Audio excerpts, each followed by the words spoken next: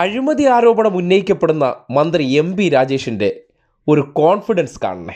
Brewery വിഷയവുമായി ബന്ധപ്പെട്ട് കേരളത്തിലെ മാപ്രകളും പ്രതിപക്ഷവും വ്യക്തി കേന്ദ്രീകൃതമായി നടത്തുന്ന അറ്റാക്ക് അത് കണ്ടിട്ട് മന്ത്രി ഇന്നിപ്പോൾ മാധ്യമങ്ങളുടെ മുന്നിൽ വന്ന് ഒരു പ്രതികരണം നടത്തുന്നത് കാണാനിടയായി.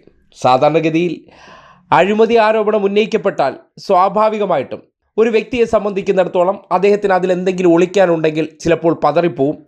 ഒരു തുടക്കക്കാരൻ എന്നുള്ള നിലയ്ക്ക് ചിലപ്പോൾ ആ വിഷയവുമായി ബന്ധപ്പെട്ട് തനിക്കെതിരെ വ്യാജ വാർത്ത കൊടുത്തതിൽ ചിലപ്പോൾ നീരസമുണ്ടാകും. പക്ഷേ ആ അഴിമതി ആരോപണത്തെ ആസ്വദിക്കുകയാണ്. ആ അഴിമതി ആരോപണത്തിൻ്റെ ഏറ്റവും തീവ്രത ലെവലിലേക്ക് നിങ്ങൾ കൊണ്ടുവരൂ എന്ന് അവരോട് ആഹ്വാനം ചെയ്യുകയാണ്, അവരോട് ആവശ്യപ്പെടുകയാണ്. അതാണ് ഈ കേൾക്കാൻ പോകുന്ന പ്രതികരണം. എക്സൈസ് മന്ത്രി എം.പി. രാജേഷ് സംസാരിക്കുന്നു. അല്ലല്ല, നിങ്ങളൊക്കെ നന്നായി വാർത്ത കൊടുത്തവരാ. എന്റെ നിങ്ങൾ ഓരോരുത്തരുടെയും തലക്കെട്ടുകൾ ഇരിപ്പുണ്ട്, ഓരോരുത്തരുടെയും തലക്കെട്ടുകൾ ഇരിപ്പുണ്ട്. അല്ലല്ല, നിങ്ങൾ കൊടുത്ത തലക്കെട്ടാ ഞാൻ പറഞ്ഞത്. അവരുടെ പ്രതികരണം അവിടെ ഇരിക്കട്ടെ. ചർച്ചയ്ക്ക് കൊടുത്ത തലക്കെട്ട്, പത്രങ്ങളിൽ കൊടുത്ത തലക്കെട്ട്, എങ്ങനെയാണ് ഈ മനുഷ്യർ ഇങ്ങനെ തെറ്റിദ്ധരിപ്പിക്കുന്നത്?